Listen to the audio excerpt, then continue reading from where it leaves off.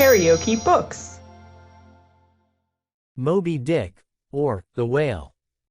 Herman Melville. Audiobook. Chapter 7. The Chapel. In this same New Bedford there stands a whaleman's chapel, and few are the moody fishermen, shortly bound for the Indian Ocean or Pacific, who failed to make a Sunday visit to the spot. I am sure that I did not. Returning from my first morning stroll, I again sallied out upon this special errand.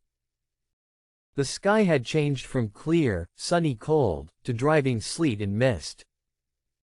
Wrapping myself in my shaggy jacket of the cloth called bearskin, I fought my way against the stubborn storm.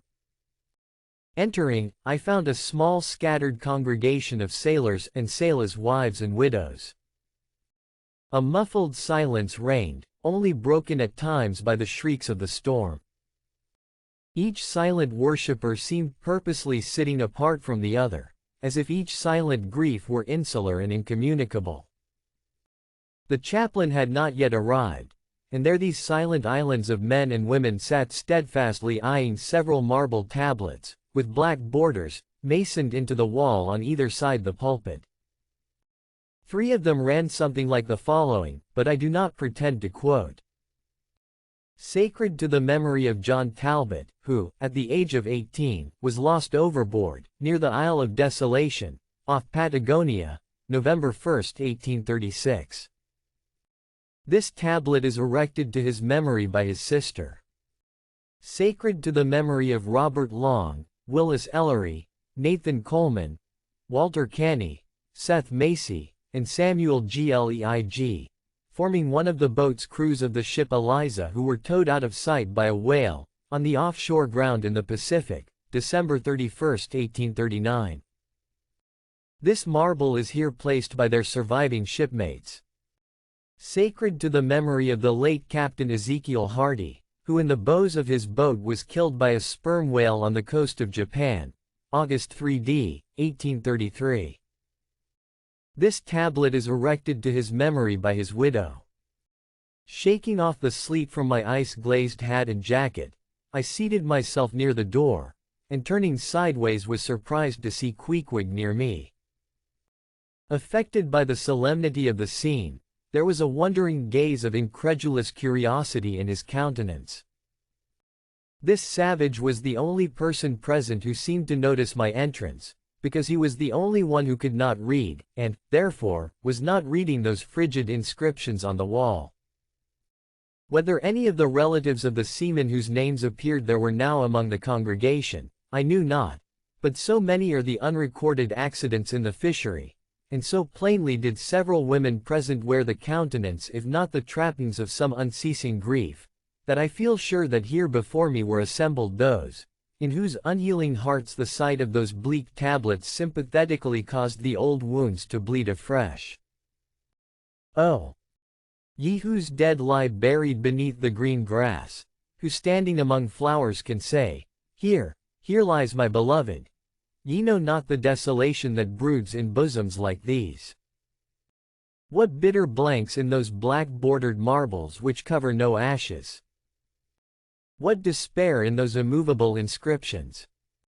What deadly voids and unbidden infidelities in the lines that seem to gnaw upon all faith, and refuse resurrections to the beings who have placelessly perished without a grave! As well might those tablets stand in the cave of Elephanta as here. In what census of living creatures, the dead of mankind are included?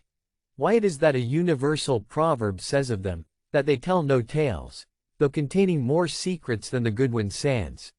How it is that to his name who yesterday departed for the other world, we prefix so significant and infidel a word, and yet do not thus entitle him, if he but embarks for the remotest Indies of this living earth. Why the life insurance companies pay death forfeitures upon immortals? In what eternal, unstirring paralysis, and deadly, hopeless trance, yet lies antique Adam who died 60 round centuries ago? How it is that we still refuse to be comforted for those who we nevertheless maintain are dwelling in unspeakable bliss? Why all the living so strive to hush all the dead? Wherefore but the rumor of a knocking in a tomb will terrify a whole city? All these things are not without their meanings. But faith, like a jackal, feeds among the tombs, and even from these dead doubts she gathers her most vital hope. It needs scarcely to be told, with what feelings, on the eve of a Nantucket voyage, I regarded those marble tablets, and by the murky light of that darkened, doleful day read the fate of the whalemen who had gone before me. Yes, Ishmael, the same fate may be thine. But somehow I grew merry again. Delightful inducements to embark, fine chance for promotion, it seems. A stoveboat will make me an immortal by brevet. Yes, there is death in this business of whaling, a speechlessly quick chaotic bundling of a man into eternity. But what then? Methinks we have hugely mistaken this matter of life and death. Methinks that what they call my shadow here on earth is my true substance. Methinks that in looking at things spiritual, we are too much like oysters observing the sun through the water, and thinking that thick water the thinnest of air. Methinks my body is but the lees of my better being. In fact, take my body who will, take it I say, it is not me.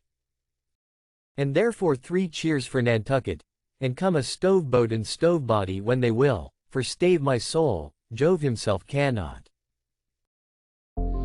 If you liked what you heard, please subscribe to the channel.